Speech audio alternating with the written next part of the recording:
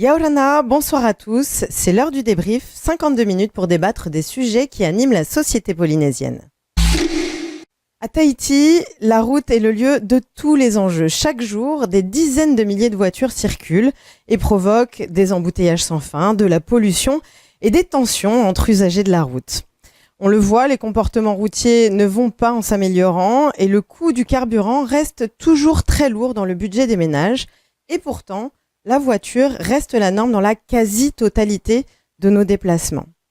Alors comment repenser nos mobilités routières ? Comment faire pour partager l'espace entre tous les usagers ?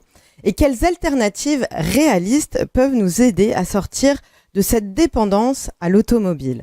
Ce soir, je vous propose de débriefer de la mobilité au Fénois et de donner la parole à ceux qui observent et ceux qui subissent la route au quotidien. Je reçois Javan Teouhi, président de l'association des usagers de la route Enaki. Yaorana. Yaorana Aurélie, merci pour l'invitation. Merci à toi.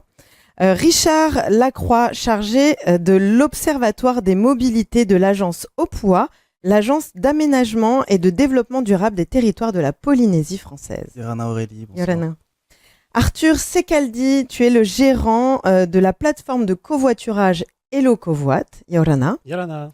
Et enfin, nous avons Kahiri Andeler, champion de cyclisme et cycliste du quotidien. On peut te présenter comme ça aussi. Yaorana. Yaorana Aurélie et Yaorana la Polynésie.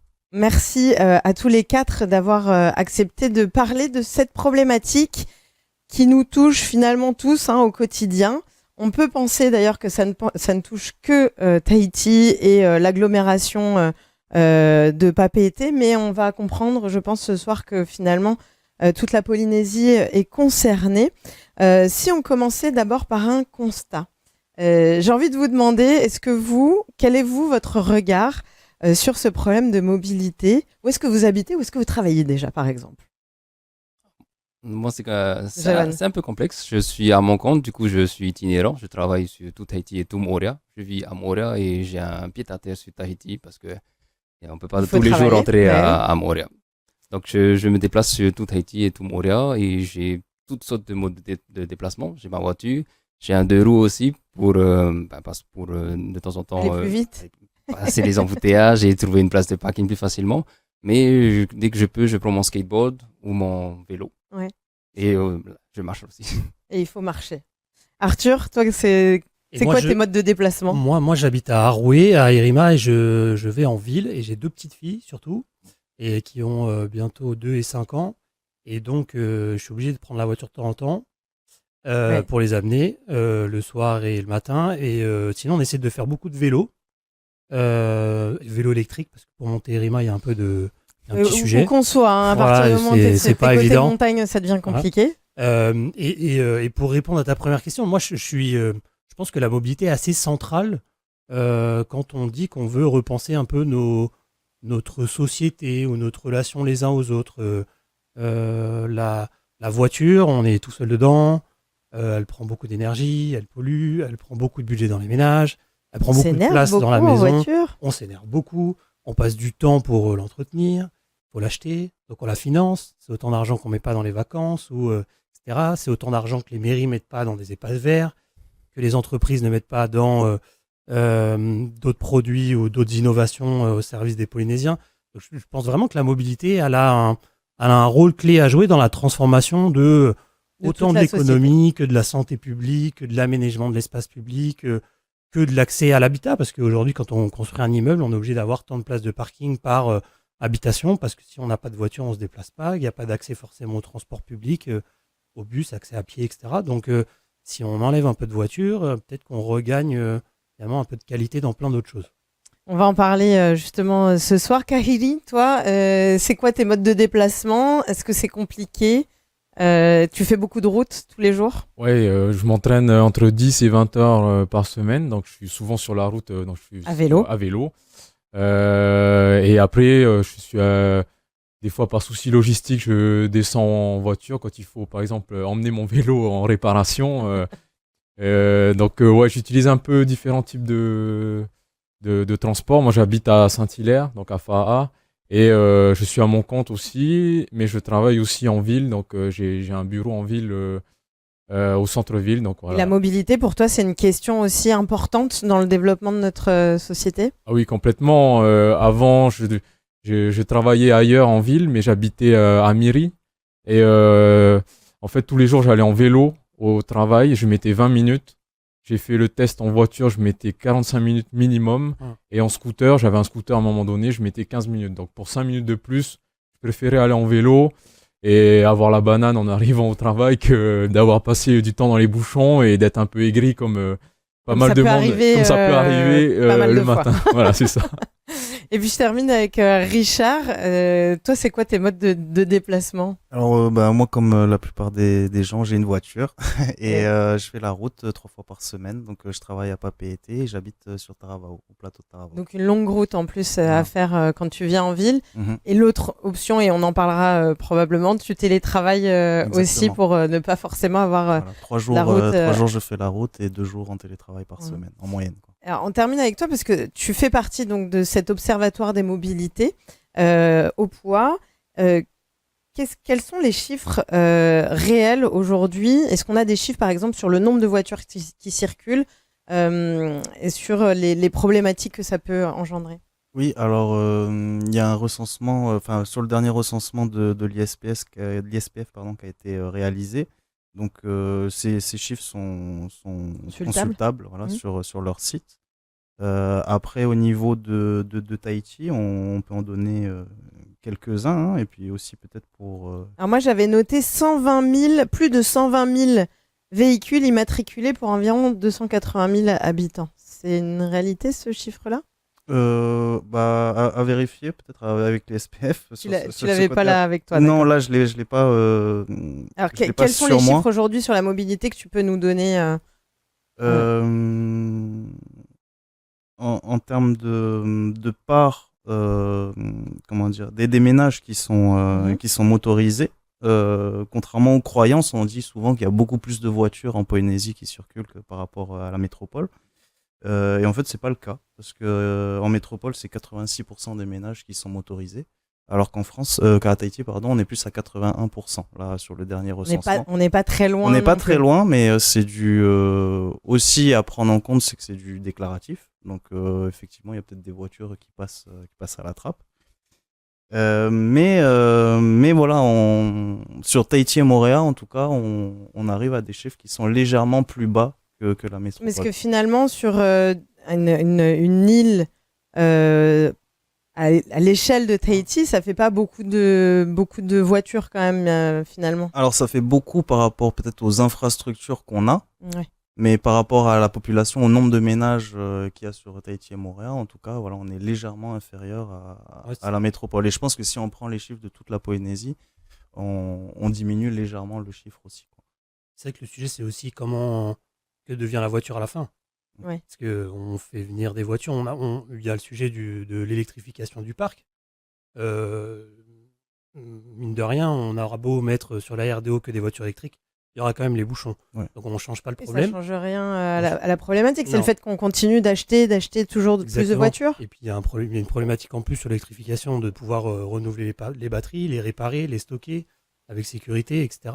Donc il y a un autre sujet. Et tu disais qu'il y avait, par rapport aux infrastructures routières, un nombre de véhicules qui était peut-être trop important, mais je crois qu'il y a une étude de la direction des transports terrestres il n'y a pas très longtemps où ils ont fait un système de comptage. Donc sur les routes, il y a de quoi compter le nombre de passages de véhicules. Ils ont pris en vacances scolaires et hors vacances scolaires. Oui. Parce qu'on voit tous que c'est pas les vacances, c'est incroyable. C'est incroyable.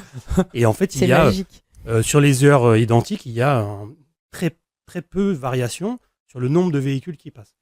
Ça veut dire que la problématique est ailleurs que purement sur la taille de l'infrastructure et qu'il y a probablement autre chose à faire. Yes, il y a un gros sujet sur les interprétations qu'on a autour des embouteillages. Parce que vous avez travaillé vraiment sur ça au départ, hein. C'est pour ça que vous êtes... Alors moi, personnellement, mon parcours académique, c'est la géographie et spécialisée en mobilité et en immobilier. Et la géographie apporte des solutions sur la congestion urbaine. il y a beaucoup de remarques qui sont faites, par exemple dans le groupe Facebook Préo News, qui disent des fois on est dans les embouteillages, on est bloqué, on avance et devant il y a rien, il y a pas d'accident, il y a pas de travaux. Comment ça se fait? C'est la circuit quoi. Et ben justement, c'est parce que les travaux, les accidents, ce ne sont pas ça qui provoque, qui génère des embouteillages. En fait, petite recette. Quand il y en a, il y a quand même des gros embouteillages. Oui, ce sont des éléments aggravants. Ouais. Mais petite recette. Comment créer un embouteillage? Il suffit de 2 ingrédients. Il suffit d'avoir des gens qui veulent se déplacer et des intersections. Dès que tu as ces deux-là, tu as forcément des embouteillages. Mais après, il y a une question de taille. Attendre 20 secondes au feu rouge à une intersection, c'est acceptable, mais mettre 30 minutes pour traverser Papeete, ça c'est un très gros embouteillage qui n'est pas acceptable. L'idée est donc, pour faciliter les déplacements, c'est de réduire les embouteillages à un niveau acceptable. Mais du coup, il faut jouer sur ces 2 ingrédients-là. Donc soit on joue sur les intersections, c'est-à-dire on fait sauter des tournées à gauche. Par exemple, avant on pouvait sortir du Lotus directement, tourner à gauche ou à droite. Aujourd'hui, c'est tout droit. Oui. Pareil pour le giratoire de la Marina Taina, c'est tout droit. Du coup, on enlève des intersections, ça fluidifie. Mais jouer sur les intersections, c'est limité. On met des tunnels sous les giratoires, il y a quand même des embouteillages dans le tunnel. Bien sûr. Jouer sur les intersections, c'est limité. Les mesures qui ont le plus d'impact sont celles sur le premier ingrédient. Il y a plein de gens qui se déplacent. Plus il y a de gens, plus il y a des embouteillages, et surtout sur leur véhicule. La voiture, c'est l'actrice principale, justement, parce que par rapport aux autres véhicules, elle prend beaucoup de place pour déplacer relativement peu de personnes. Les 2 roues, ils ont un impact sur les embouteillages, mais moindre parce qu'ils prennent moins de place. Les bus. Alors, moi, j'avais cru comprendre aussi que c'était la question de la vitesse. C'est-à-dire que la vitesse pouvait jouer aussi. C'est un facteur aggravant aussi. Si on arrive si tout le monde arrive vite dans un endroit où c'est congestionné. Plus on réduit la vitesse, plus on peut faire passer de véhicules sur une même voie. Donc arrêtons de speeder. Exactement. Un peu de calme. Mais pour revenir à ce que la vitesse sur la RDO, les gens arriveront moins vite sur la après, parce que là, on est au début de l'émission, donc on a le temps de développer les solutions, mais déjà un petit peu cet état des lieux. Donc on le sait, il y a des embouteillages côte est, côte ouest, quand on veut venir en ville. Il y a les mêmes structures de chaque côté. Donc il y a les derniers chiffres qui sont sortis sur les 2 côtés de l'agglomération, hein, donc côté Mahina et côté Punaouia. On est en 2022 à 30 000 à peu près véhicules déplacés dans un seul sens. Et 33 000 aujourd'hui en 2025 avec le dernier recensement de déplacement. Hein, Est-ce que ces problématiques de circulation ou de toute automobile ou de mobilité de manière générale, ça n'est réservé qu'à Tahiti entre Punaouia et Mahina? Est-ce que finalement le problème, ça concerne tout le monde? Non, par exemple, là, on travaillait sur un dossier à Bora Bora. Ils ont aussi des problématiques qui sont différentes de Tahiti. Mais ils ont aussi des problèmes d'embouteillage plus légers et plus, on va dire, proportionnels à la taille de l'île et à la taille du nombre d'usagers. Mais à Bora Bora aussi commence, puisqu'il y a 3 endroits où il y a 3 écoles au centre-ville, à Veitapé, à Ano et à Fa'anui. Et le matin, ils ont aussi des embouteillages. À Yatea aussi, j'avais lu qu'il y avait des congestions, des problèmes de parking qui commençaient à vraiment émerger. Donc finalement, toute la Polynésie est touchée par ces problèmes de mobilité. Donc l'idée, c'est qu'est-ce qu'on fait de ces problèmes-là? Comment on les traite? Alors Kahiri, lui, il a une solution, c'est le vélo. Est-ce que tu peux nous raconter une journée à vélo pour qu'on comprenne bien les problématiques quand on veut essayer de faire autre chose que la voiture? À vélo, déjà, en fait, avant de partir, il faut savoir où est-ce qu'on va, notre itinéraire. On n'a pas le droit de prendre la RDO ou la route des plaines. Après, il faut savoir où est-ce qu'on va se garer, parce que même si on a un vélo, souvent en ville, on veut aller par exemple dans un établissement, souvent c'est compliqué, le gardien nous dit on peut pas rentrer avec notre vélo, on n'a pas de quoi le mettre quelque part, ou de quoi l'attacher des fois tout simplement. Donc déjà ça c'est une première problématique. Après il y a la météo aussi qui joue, mais bon maintenant c'est moins une excuse parce que avec tous les vêtements techniques qui se font, on peut faire du vélo au sec grâce à des vêtements techniques. Et après, il y a aussi souvent, vu qu'ici il fait chaud presque toute l'année, des fois on arrive un peu transpirant. Maintenant, comme disait tout à l'heure Arthur, il y a le vélo assistance électrique. Donc ça nous permet Ça aide. Donc c'est des vélos c'est pas les vélos électriques qu'on voit sur le bord de la route, mais les vélos à assistance électrique, il faut quand même pédaler pour avancer. Et ça nous aide. Comment? T'as quand même chaud quand tu fais du vélo électrique, quand on fait pas assez, il fait quand même chaud, mais au moins on transpire un petit peu moins quand même qu'en vélo traditionnel. Et puis ça a permis de démocratiser aussi l'outil, le vélo pour plus de personnes. Plus de personnes. Pour aller plus haut. Pour aller dans les montagnes, ça c'est sûr que c'est quand même bien utile. Ça c'est vraiment cool le vélo assistance électrique pour ça. On va dans des endroits où on serait peut-être jamais allé avec un vélo traditionnel.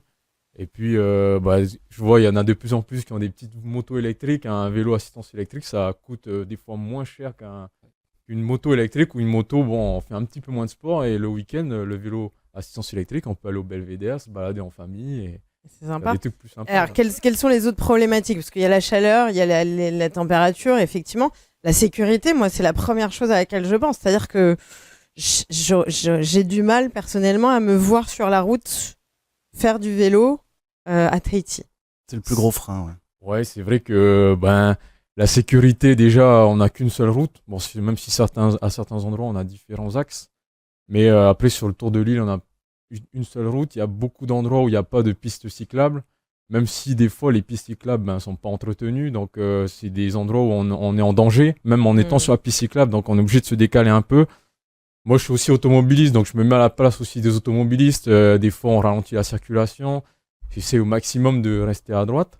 Mais voilà, il y a ce danger de l'infrastructure qui n'est pas entretenu. Et après, il y a aussi les usagers de la route, donc les véhicules qui font pas forcément attention au vélo ou des fois même qui volontairement essayent de nous frôler. Ce matin encore, là, j'ai fait le tour de l'île à vélo ce matin. De frôler, c'est-à-dire de te faire peur exprès. Ouais. Souvent, ça m'arrive. Alors moi, ça m'arrive souvent, mais c'est pas parce qu'ils font exprès, c'est que en fait, comme il y a du monde il y a deux voies. Il y a du monde sur la voie de gauche, ils sont sur la voie de droite, toi tu te serres à droite et ils passent sans te laisser le 1 mètre ou 1 mètre 50. Puis comme c'est limité à 60 km/h et que toi tu es à 15, bon toi tu dois aller beaucoup plus vite. Et quand tu es à 12-15 km/h, du coup tu as une différence de vitesse qui est terrible. Et pour le coup, là, il y a un vrai problème de sécurité. La différence de vitesse entre les usagers, elle est assez importante et c'est ce qui rend le truc le plus compliqué. Parce qu'en soi, les voies de circulation, de partager la voie... Il y a certains quartiers où moi j'essaie de passer plutôt côté mer après avoir passé le Taonnet, etc. Et là c'est beaucoup plus cool, il n'y a qu'une seule voie, etc. Mais dès qu'il y a Prince-Inouï par exemple, c'est no go. C'est chaud. C'est chaud, exactement. C'est trop dangereux, mais on parlait aussi de l'entretien des bandes cyclables. C'est une question d'aménagement. Des voies de manière générale. Il y a des bandes cyclables. Il y a beaucoup d'automobilistes qui disent ils ont une bande cyclable, ils roulent même pas dessus. Il y a des cailloux, il y a du sable, il y a des poroati. Quand je suis en skateboard, ça freine, ça s'arrête. Et juste d'avoir nettoyé les bandes cyclables, ça permet de rendre à l'aise cet usage-là, que ce soit le vélo ou parce qu'en fait, vous avez une piste, mais sur laquelle vous pouvez pas aller. C'est ça. Surtout quand tu as des vélos techniques qui ont des toutes petites roues, c'est très dangereux. Il n'y a que des bandes cyclables aussi. Il n'y a pas de pistes cyclables séparées. Genre des voies dédiées au vélo, vraiment séparées de la route. Et du coup, c'est vrai, il y a toujours des voitures. Il y en a qu'une, elle fait 350 mètres, elle est au Taonnet. C'est ça. C'est la seule de Tahiti. Et on peut pas. C'est un petit peu limité du coup. Il faut pour la sécurité du cycliste, pour faire en sorte qu'un maximum de personnes prennent cet usage-là, il faut installer les conditions de sécurité et ça passe par de l'aménagement. Il y a aussi de l'aménagement en termes d'endroits où attacher son vélo. Et aussi, il y a une question d'usage. Pour les entreprises qui accueillent des personnes qui veulent faire du vélo, envisager des douches. Un local. Il y a des douches. Il y a des vestiaires. On peut aller à vélo, à skateboard. C'était très, très confortable. C'est aux entreprises aussi peut-être de s'adapter. Il y a une dynamique même au niveau législation. C'est ce qui se fait dans plusieurs pays, dont la métropole. C'est-à-dire que les entreprises aujourd'hui sont obligées de mettre en place des vestiaires pour leurs salariés. De même qu'il y a des législations pour les handicapés, pour toute autre personne à mobilité réduite. Et du coup, on peut aussi envisager une législation pour une certaine taille d'entreprise. Ce que je suis en train de me dire, moi, quand je vous écoute, je me dis, mais en fait, c'est souvent ce que je dis quand je parle à ma famille en métropole, et je leur dis, mais en fait, ici, on ne peut pas se déplacer autrement qu'en voiture. Comment est-ce qu'on peut faire pour se déplacer autrement? Pour amener les enfants, parce que tu en as deux, et du coup, les mettre les deux sur le vélo, c'est pas... Est-ce que ça, c'est une réalité, finalement, de se dire, on ne peut pas se déplacer autrement qu'en voiture? La Polynésie, de toute façon, a eu une politique comme toutes les grandes villes qui existent dans le monde, Sauf que nous, on n'a pas encore pris le pas d'une politique tout voiture. D'une politique de tout voiture, du tout automobile. C'était le cas à Paris, c'était le cas à Bordeaux, qui eux ont pris des virages différents à des moments différents. On peut pas en vouloir aux gens d'utiliser la voiture, comme tu dis, puisque en fait tout le monde n'a pas le choix de l'utiliser aujourd'hui. C'est très compliqué, c'est dangereux à vélo. Pourtant, on voit qu'avec l'ouverture des nouvelles mobilités, comme vous en avez parlé, les trottinettes électriques, les vélos électriques qui sont à des coûts réduits. On a vu l'explosion des vélos électriques parce que justement, c'était un véhicule qui te permet de te déplacer pour pas cher. Pour 80 000 francs, bah, tu as une sorte de Solex comme on avait à l'époque un peu. Oui, alors ça, c'est pas les vélos assistance électrique, c'est les petits Solex ou juste... voilà. Oui, mais du coup, ça répond aussi à certaines familles qui peuvent même pas acheter un scooter, même pas un scooter pour se déplacer.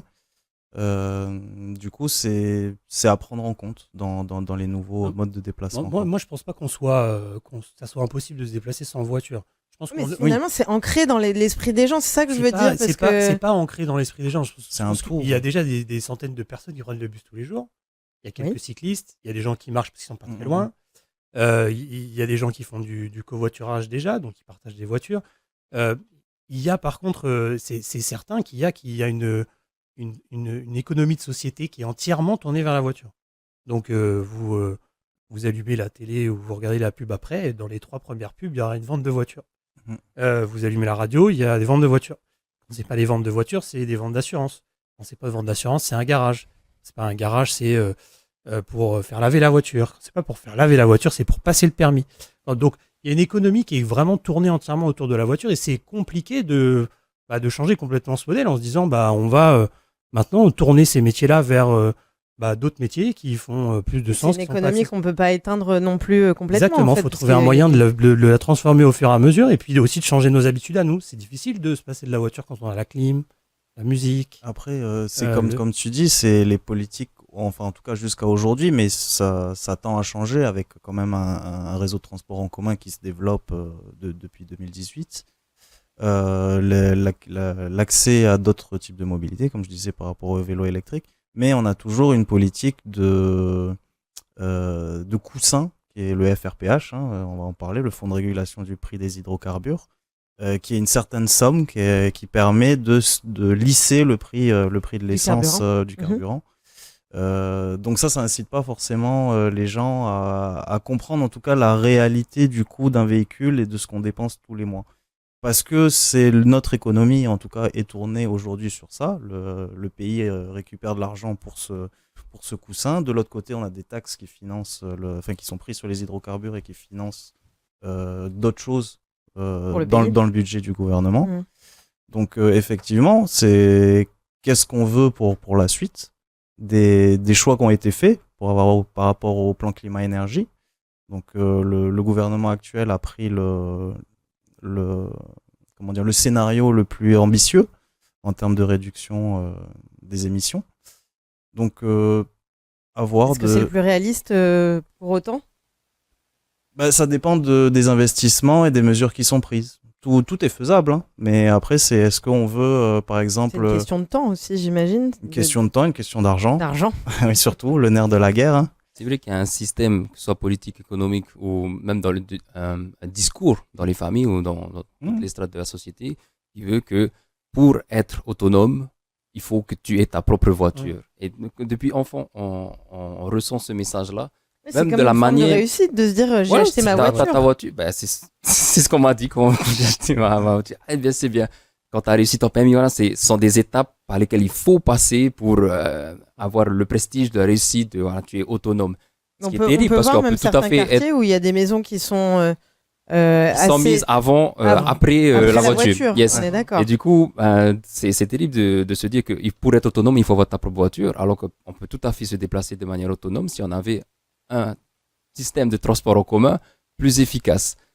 Ça, c'est ce qui revient tout le temps, le système des transports en commun, c'est que ça... moi, j'ai quand même un contre-exemple sur Lego qui vient avec ça. Nous, on avait essayé chez Hello Scoot d'avoir un camion pour les tourner, tu vois, donc ils se déplaçaient en camion, ou alors avoir un vélo avec une carriole. Et le vélo, la carriole pour faire la tournée en ville, c'était impossible pour les gars de l'équipe. Non, mais le camion, c'est mieux, tu vois, ça fait plus sérieux, il y a la clim, Oui, ça... Même au-delà du culturel, je pense que c'est un peu caricaturé aussi la chose parce que c'est pas tout le monde. Oui, évidemment. mais parce que je veux dire, c'est que depuis des années, avec l'inflation, le coût de la vie ici à Tahiti, c'est beaucoup plus facile d'obtenir un prêt pour acheter une voiture que d'obtenir un prêt pour acheter une maison. Ça reste quand même terrible d'être imposé, d'avoir cette étape-là imposée à des gens qui peut-être commencent dans la vie active. Tu dois avoir ta voiture pour pouvoir te déplacer.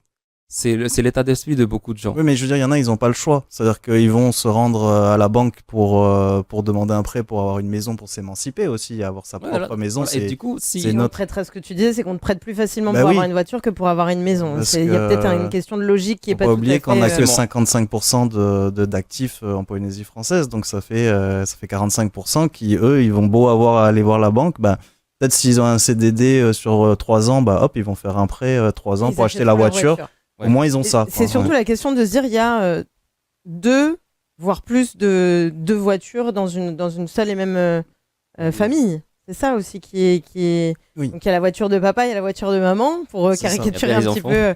Et puis après, quand le jeune arrive à 18 ans, il a aussi sa voiture pour pouvoir se déplacer. On se retrouve avec des maisons, finalement, où il y a plus de voitures que de nécessité, finalement.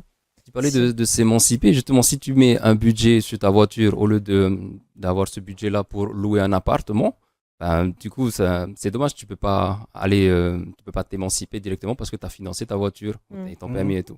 Il y a ce côté-là aussi. Du coup, ne pas avoir cette charge imposée, ça permet de financer autre chose. Donc, soit un appartement, soit de meilleures études ou un voyage à l'étranger, des choses comme ça pour t'augmenter toi-même. Il n'y a pas de souci pour ceux qui veulent le faire, pour ceux qui veulent acheter une voiture. Voilà. Le truc, c'est que je trouve que c'est imposé dans le discours. Pas forcément, on vient te forcer, mais il y a une ambiance globale. Le truc, c'est que chacun choisit son mode de transport selon ses propres critères. Ce qui est avantageux pour moi. Pas que ses critères, c'est aussi ses moyens. Quand on a les moyens, justement. Et voilà, si je dois déplacer des affaires, c'est pas la même chose si je vais juste au travail, je reviens. Donc, soit je choisis un 2 roues, soit je choisis une voiture. On n'a pas tous les mêmes critères, on n'a pas tous les mêmes moyens. L'idée, c'est que, le problème aujourd'hui, c'est que ceux qui veulent choisir le bus, ils sont empêchés. C'est le seul mode de transport qui est empêché. Il n'y a pas de bus le soir. Si je finis à 20h15 là, j'aurais pu venir en bus aujourd'hui. Mais non, parce que je ne pourrais pas rentrer. Du coup, je suis obligé de venir avec mon propre véhicule. Ou en covoiturage. Exactement. On va y venir après. Et du coup, le bus s'arrête sur les 18h, il n'y en a pas après. Il n'y a pas de bus le samedi, il n'y a pas de bus le dimanche. Exemple très simple, j'ai un pote qui travaille en grande surface. Il est obligé de louer une voiture pour le week-end pour aller travailler. Et des fois, c'est à peine ce qu'il gagne, ce qu'il met dans la voiture. Et puis, le côté montagne, il n'est pas desservi. C'est-à-dire qu'on te descend, t'arrêtes en bas. Il y a ça aussi. Le bus ne va pas partout là où il pourrait y aller. C'est terrible. Il n'y a pas de bus à Méry, il n'y a pas de bus à la Pointe-Vénus. Il n'y a pas de bus à Sapinus, le musée des îles, il n'y a pas de bus. Il y a eu beaucoup d'annonces quand même qui ont été faites autour des transports publics. Il y a des améliorations. Il y a des améliorations, des nouveaux abribus. Yes. Il y a la promesse d'avoir aussi un système qui va annoncer l'arrivée des bus pour avoir une idée plus claire des horaires, etc. Toutes ces mesures-là sont des mesures pour inciter à prendre le bus. Sauf que... Il y a une tarification qui a été faite. Voilà, ça aussi, ça incite les gens à prendre le bus. Sauf que aujourd'hui, les gens ne prennent pas le bus parce qu'on ne leur permet pas de prendre le bus. Il faut d'abord permettre avant d'inciter. Par exemple, une des mesures aussi pour inciter, c'est de mettre une voie dédiée au bus, de sortir le bus des embouteillages. Si on fait la voie dédiée avant de mettre du bus à 20h, les gens qui finissent à 20h, ils vont bien voir la voie dédiée, mais ils ne veulent pas prendre. Et du coup, l'idée, c'est d'abord de faire les mesures pour permettre aux gens de prendre le bus, donc 7 jours sur 7, H24, et toutes les 15 minutes en journée et toutes les heures le soir. Il y en a beaucoup qui vont tourner à non, tu penses pas. Oui, mais peut-être. Justement, on s'empêche de faire des choses. Il y a des métros à certaines heures, il n'y a pas énormément de gens. Tout ce qu'il dit, c'est une réalité. Je suis originaire de Paris, il y a des bus qui tournent à vide, ils sont blindés le matin, ils sont blindés le soir. Exactement. La journée, ça tourne plus lentement, il n'y en a pas toutes les 15 minutes, il y en a toutes les demi-heures, etc. Mais ça n'empêche que les personnes auront l'idée de se dire, tiens, plutôt que de prendre la voiture, je peux quand même y aller et je peux rentrer. Surtout, ce qui est important pour inciter les gens à le prendre, c'est la fiabilité. Oui. Être sûr que tu vas pouvoir trouver ton bus au même endroit, à la bonne heure, etc. À l'heure indiquée, quoi. Bien sûr. Et si je sais que je vais à l'abribus et que le bus va passer toutes les 15 minutes, je vais attendre au maximum 15 minutes. Bien sûr. J'ai même pas besoin de savoir où il est. Aujourd'hui, on a géolocalisé les bus. On sait ce qui empêche ça aujourd'hui, ce qui empêche d'avoir des bus plus. Vous avez tous travaillé sur cette question de la mobilité. Les différents gouvernements, peu importe la couleur, finalement, n'ont jamais réglé ce problème-là. Qu'est-ce qui empêche qu'on ait des bus plus sûrs, plus réguliers, plus longtemps? Il y a un sujet qui est purement, j'allais dire, de gestion d'entreprise et de service. C'est que, admettons, on met des bus de 4h du matin jusqu'à minuit. Et on en veut toutes les 15 minutes sur toute l'île de Tahiti. Ça veut dire qu'il faut un certain nombre de bus. Ça veut dire qu'il faut un certain nombre de chauffeurs. Ça veut dire qu'il faut pouvoir mettre du carburant. Pareil, on crée une économie, c'est le principe. On est d'accord, mais on ne peut pas passer d'un niveau de... Il y a 300 bus, on en a peut-être 7 ou 800 demain. Il y a une phase. Le nombre de bus aujourd'hui... Mais il n'y a pas assez de chauffeurs. Il n'y a pas assez de chauffeurs. Du coup, l'idée, c'est de demander... Si on le demande aujourd'hui, l'idée, c'est de faire en sorte que l'impulsion politique aille vers ça. Qu'ils fassent des formations pour qu'on ait plus de chauffeurs, pas qu'on reste toujours à la même situation et que dans 5 ans, on ressorte les mêmes excuses, il n'y a pas assez. Donc il y a les bus. On commence à travailler sur les infrastructures. Ouais, c'est bien. On a des personnes qui cherchent des emplois. Alors, la politique est dans ce sens-là. Est-ce que c'est si simple que ça? Non, c'est pas si simple que ça parce que c'est multifactoriel. Il y a d'autres problématiques. Par exemple, mettre, comme Javan disait, un transport en commun en site propre, donc un bus avec sa voie à lui-même pour qu'il ne reste pas coincé dans les embouteillages, parce que tu as beau mettre des bus toutes les 5 minutes, s'il est coincé comme tout le monde dans les embouteillages, ça n'a pas forcément ça réduira son efficacité, sa fiabilité. Il y a plein de gens qui lâchent leur voiture et qui montent dans le bus. Oui, pas de bus. Mais c'est pareil, la solution du bus n'est pas la seule solution pour régler les problèmes. Il y a une question de changement de mentalité aussi, de sortir de ce confort personnel, individuel. Il y en a qui trouvent le bus confortable. Oui. Et encore plus aujourd'hui avec la clim. Alors, pas forcément le véhicule. On est quand même confort dans sa petite voiture avec sa clim, c'est la musique, à soi, tu vois. Et du coup, c'est pas juste le confort du véhicule, c'est le confort de l'attente, le confort d'aller à l'arrêt de bus. Parce que des fois, on est dans un quartier, le bus ne va jamais venir ici parce que c'est un petit quartier, mais il y a des chiens, ou il y a de la boue, des choses comme ça. Toute cette structure-là, il faut faire en sorte de rendre plus agréable pour que les gens se sentent OK de prendre le bus. Kahili, il voulait intervenir. Je rejoins un peu Javan là-dessus. C'est que souvent, on se dit j'ai envie de partir du travail maintenant, je pars maintenant, je prends ma voiture, je rentre. On n'a pas envie d'aller à l'arrêt de bus. Certains se disent ça, il y en a qui sont prêts à attendre, mais on se dit non, je veux partir, alors qu'on va mettre des fois autant de temps que si on avait attendu le bus 10 minutes, 15 minutes pour rentrer. Donc, et le bus ne va pas partout. Du coup, si je veux passer un coup là d'abord avant de rentrer, le bus est limitant. Après, là où je suis d'accord ou je suis pas d'accord, c'est dans le sens où de toute façon, quelqu'un qui veut prendre sa voiture, tu peux pas l'en empêcher. Oui, et l'idée c'est ça. Par contre, là où il y a une réalité, c'est que en fait, on est sur une population qui est de plus en plus vieillissante, c'est mondial, tout ça. Donc, on va arriver vers un seuil où on va avoir beaucoup de gens qui vont plus pouvoir conduire. Ou en tout cas qui vont trouver beaucoup plus confortable d'avoir un chauffeur, entre guillemets. Ou un covoiturage. Ou un covoiturage. Donc c'est des solutions qu'on va de toute façon devoir aborder parce que ces personnes-là, il va falloir qu'elles se déplacent comme tout le monde et elles ont besoin de se déplacer, d'aller faire leurs courses, d'aller à l'hôpital, d'aller au médecin, etc. Donc il va falloir mettre des solutions en place. Il y a des solutions qui existent, on le voit dans d'autres territoires que la Polynésie. La Réunion, ils viennent de voter, si j'ai bien compris, la construction d'un train qui va être à la fois sur terre et sur mer, et c'est la population qui a voté dans ce sens-là pour avoir ce type de transport-là. Est-ce que ça peut être des exemples aussi qu'on peut suivre, de se dire on a un problème d'infrastructure, de place pour faire de la route, etc. Mais on a aussi ces voies qu'on peut utiliser qui ne sont pas encore utilisées. C'est un transport en commun. C'est un transport. Donc la solution, c'est le transport en commun. Le truc, c'est qu'à Tahiti, il y a déjà le bus. Il faut autant optimiser d'abord l'usage du bus, donc le développer de manière optimale, au maximum, qu'il aille partout où il peut aller et qu'il aille à tous les horaires où il peut. Et du coup, avant de réfléchir à du tramway... On peut monter les vélos dans le bus ou pas ? C'est ça, exactement. Il y a des bus où les vélos sont acceptés. Oui, la ligne collège Haroué ou Tomorrow, tu peux monter avec ton bus dedans. Même avec ton vélo. Il s'incline un peu avec ton vélo dans le bus. Et il s'incline un peu, c'est pour aussi les personnes en fauteuil roulant. Et du coup, c'est démocratiser ça. Mais je crois qu'il y a cette ligne-là et une ligne à Tautira Taravo, qui ont ces bus-là où tu peux aller avec. Alors, c'est techniquement possible. Je ne sais pas si c'est autorisé. Dans l'esprit des transports communs, qui ne sont pas des transports de service public, mais donc tu as décidé de lancer la plateforme Hello Covoit. Donc l'idée, très simple, j'ai une voiture, je suis tout seul, je fais venir des gens dans ma voiture. Exactement. Comme ça, on évite d'avoir trop de voitures sur la route.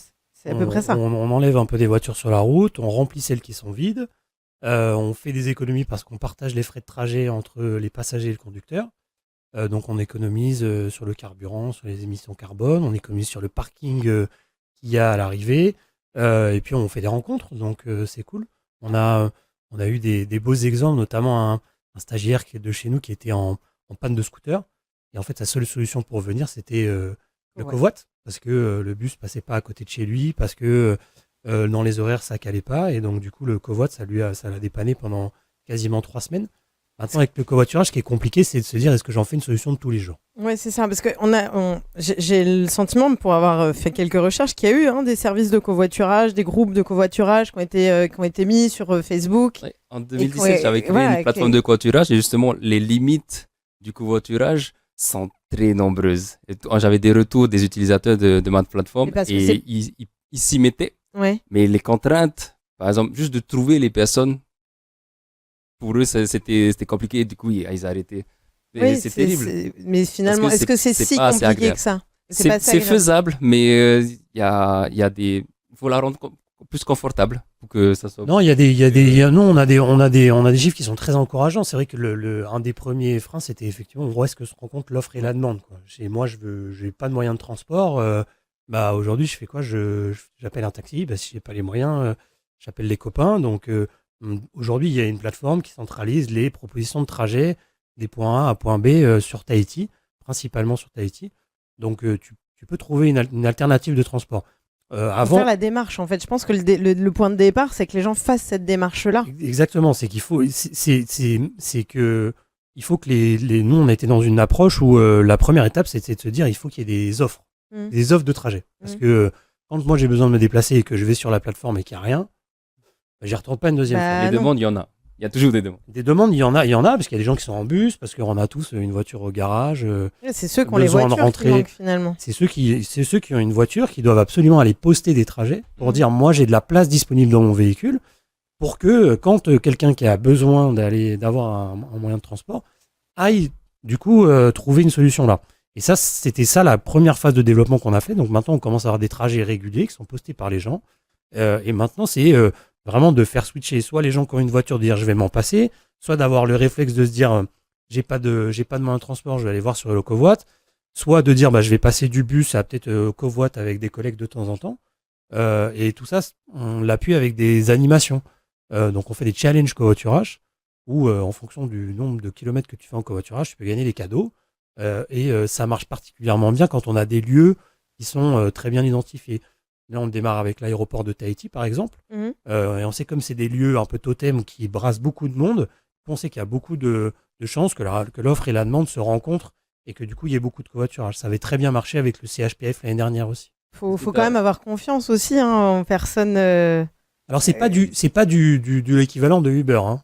Oui, mais ça te matche pas automatiquement avec quelqu'un, tu discutes. De monter dans la voiture de quelqu'un que tu connais pas, il y a quand même cette notion de confiance, de prévention. Moi, je suis une femme, est-ce que je vais oser entrer dans une... tes critères de tu la peux personne. choisir tes critères, donc ça c'est déjà une bonne chose. Faut te dire, est-ce que la personne va être ponctuelle aussi ? Si on se donne rendez-vous à cet endroit-là, parce que moi je dois aller au travail, il faut avoir cette certitude là. Donc tout ça peut être aussi. Ouais, bien sûr. Alors sur la sécurité, il faut savoir que tout le monde s'inscrit avec des coordonnées qui sont vérifiées. Tu dois renseigner en tant que conducteur, permis de conduire, carte grise, assurance. Ensuite, il y a des profils qui peuvent être signalés dans l'application s'il y a un comportement qui n'est pas normal. Donc, on peut bloquer les utilisateurs. Tu peux noter les gens avec qui tu as fait du covoiturage pour avoir le ressenti des uns des autres. Surtout le sujet du covoiturage, c'est de le faire avec des collègues aussi, avec des gens qu'on connaît. On n'est pas obligé de forcément passer par la plateforme. Exactement. Le but, c'est aussi qu'on puisse déployer le concept de covoiturage pour que les gens le connaissent. Et sur le fait que quelqu'un vienne pas et que j'avais prévu un covoiturage, nous, on a, grâce au financement qui a été donné par la Polynésie française, une garantie de trajet. Donc, on permet aux gens, s'ils ont un problème parce qu'un covoiturage n'est pas venu, de lui trouver une alternative. Alors, tu parles de ce financement qui a fait grand bruit dans les médias. Est-ce qu'on peut en parler juste une petite minute oui, quand même Qu'est-ce qu'on peut répondre par rapport à cette problématique-là qui a été posée en disant cet argent-là qui a été donné à une plateforme privée aurait pu servir pour le développement, par exemple, des transports publics. Alors, les transports publics, en l'occurrence, c'est de l'argent qui est donné à une entreprise privée aussi. Ça s'appelle une délégation de service public. Nous, on était dans une démarche où il y a eu un appel à projet qui a été mis en place par le pays, auquel on a répondu avec plusieurs autres candidats, voilà, dans Javan.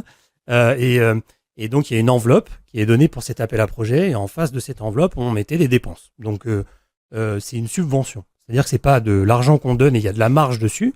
C'est-à-dire que le franc qu'on nous donne, on doit le justifier en disant ce qu'on a fait avec et mettre une facture en face. Donc, il n'y a pas de profit à proprement parler. On nous confie de l'argent pour aller faire des dépenses en face. Donc, on a des objectifs à atteindre aussi en fonction des enveloppes qui sont débloquées. Et donc, on a passé certaines étapes pour débloquer les différents montants qu'il y avait dans l'enveloppe. D'accord. Je voulais savoir, est-ce que vous avez réussi à faire sauter les freins justement quand on se rencontre, quand deux personnes sont d'accord pour covoiturer, de l'endroit où ils se rencontrent? Chavan, parle devant ton micro, ce qu'on t'entend pas. Est-ce que vous avez réussi à lever ce frein-là? C'est un des sujets. On a eu la réflexion notamment à Punaoya. À Punaoya, comme c'est très difficile de traverser, les gens qui ont besoin de se rencontrer pour aller dans des directions qui sont communes mais qui sont pas du même côté, du coup ils abandonnent tout de suite l'expérience parce que il faut se retrouver au rond-point. Donc moi, si je suis à Miri et que je dois aller te chercher de l'autre côté, tu fais tout le tour par l'UPF, tu reviens. Et donc là, il y a un sujet sur la rencontre qui est un vrai souci. On a un sujet sur le fait d'embarquer les entreprises, les administrations, parce qu'on sait que en fait, ce qui marche bien, c'est quand il y a des clusters de covoiturage. Donc c'est quand je le fais avec dans la même entreprise. Voilà. Et typiquement, quand je suis dans une petite structure de 5-10 personnes, c'est difficile de trouver des trajets en commun avec les autres. Par contre, quand je suis dans un gros bâtiment comme le CHPF ou dans un pool il y en a forcément un qui vient quasiment du même endroit que moi.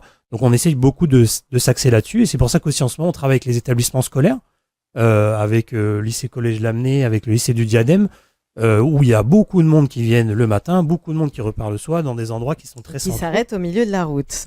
Qui s'arrêtent au milieu de la route avec les warnings qui bloquent tout. Ouais. Voilà.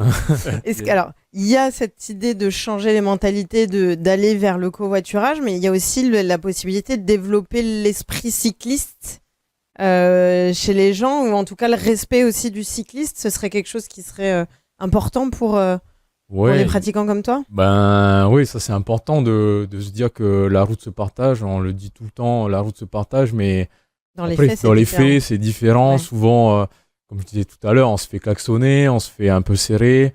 Et des fois, ça m'est arrivé d'avoir des altercations avec certains automobilistes, et après de leur expliquer que voilà, moi j'essaye d'apporter ma pierre à l'édifice en émettant moins de CO2 en tout cas. Et en me déplaçant. C'est des choses qu'ils entendent, ça?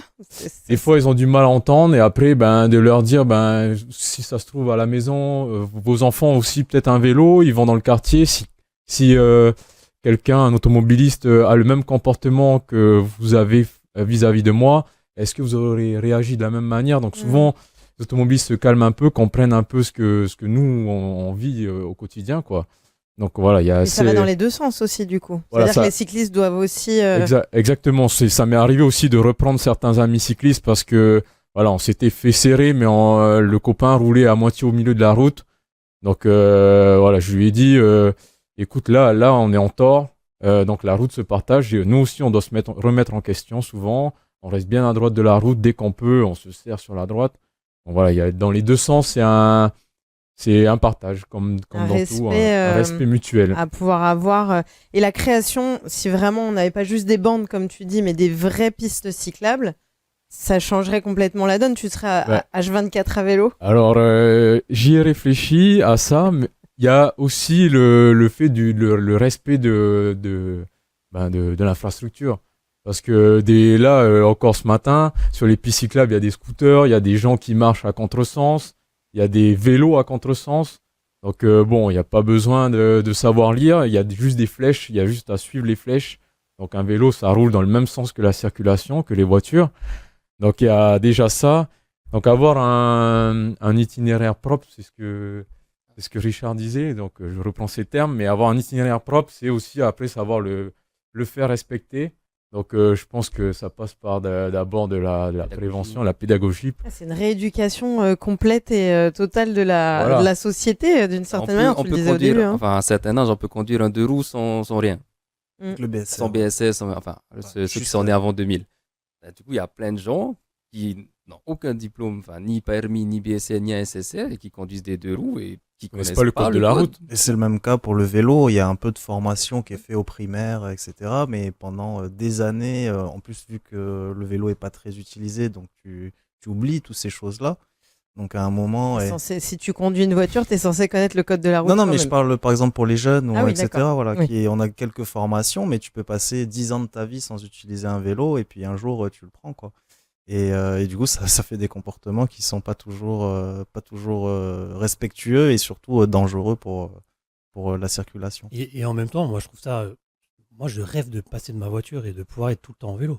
C'est tellement chiant de gérer le permis, de gérer les entretiens des voitures, le plein, de la nettoyer, l'assurance. Nettoyer, voilà.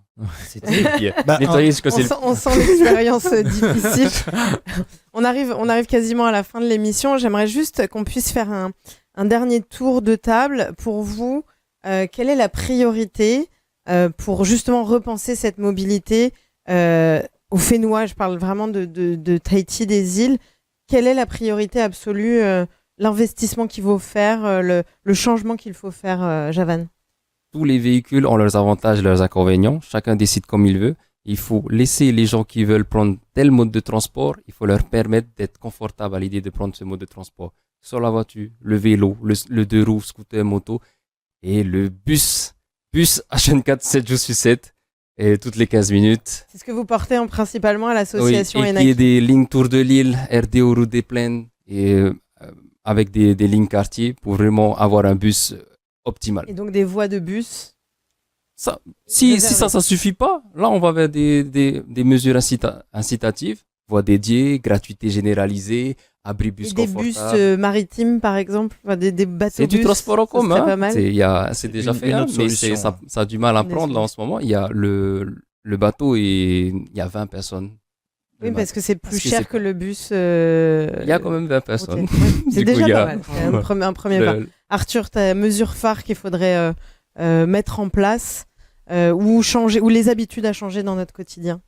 Moi, je pense trouver une solution de se passer de sa voiture. Enfin, en tout cas, pour tout à chacun, de dire comment je peux essayer de faire cette course à pied ou faire cette course avec une mobilité alternative ou partager ma voiture avec un collègue.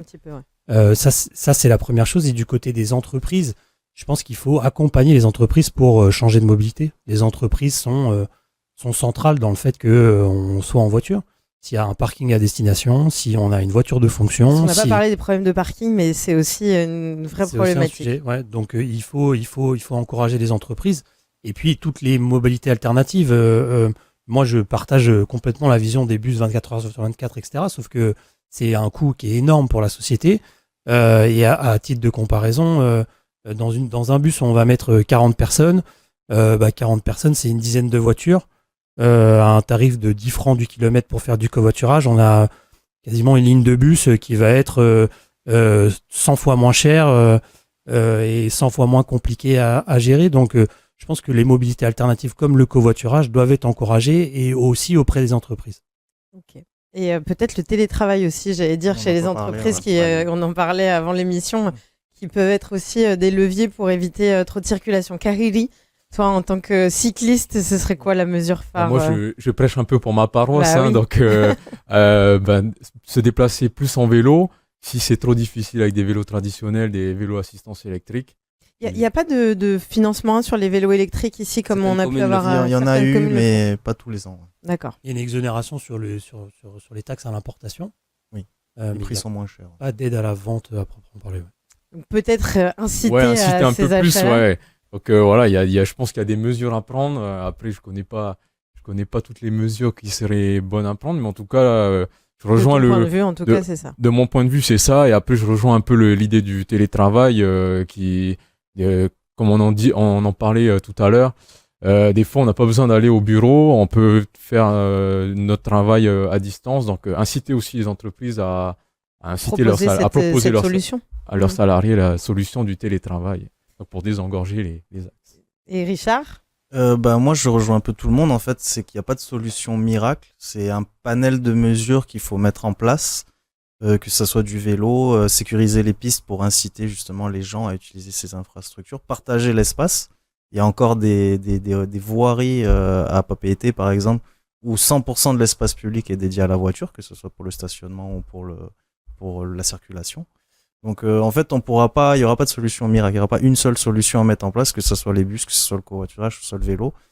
C'est plusieurs mesures qu'il va falloir mettre, faire un réel plan de développement durable en commençant par Tahiti, et on va y arriver. Juste une autre alternative, très vite. Très rapidement. Marcher. Si on arrive à faire en sorte que les gens habitent près de là où ils travaillent près de là où ils habitent, politique globale de l'immobilier, on pourrait y arriver. Si j'arrive Allons-y à pied. On peut aller à pied, ça fait autant de personnes qui ne sont pas dans les embouteillages. Et rendre obligatoire le télétravail au moins un jour par semaine. Il y a une consultation qui a été lancée d'ailleurs sur cette question de la mobilité là très récemment. Donc que la population s'y intéresse, se pose cette question-là, puisque repenser la mobilité à Tahiti ou dans les îles, c'est repenser notre quotidien à tous et notre avenir. On est tous d'accord là-dessus. Merci à tous les quatre d'avoir répondu à mes questions, donné votre avis. Faites de même chez vous, posez-vous des questions, demandez-vous si vous pouvez changer votre mode de déplacement et ça facilitera la vie, je pense, de tout le monde. Merci beaucoup de nous avoir suivis. Je vous donne rendez-vous dans 2 semaines, même chaîne, même heure, pour un nouveau débrief.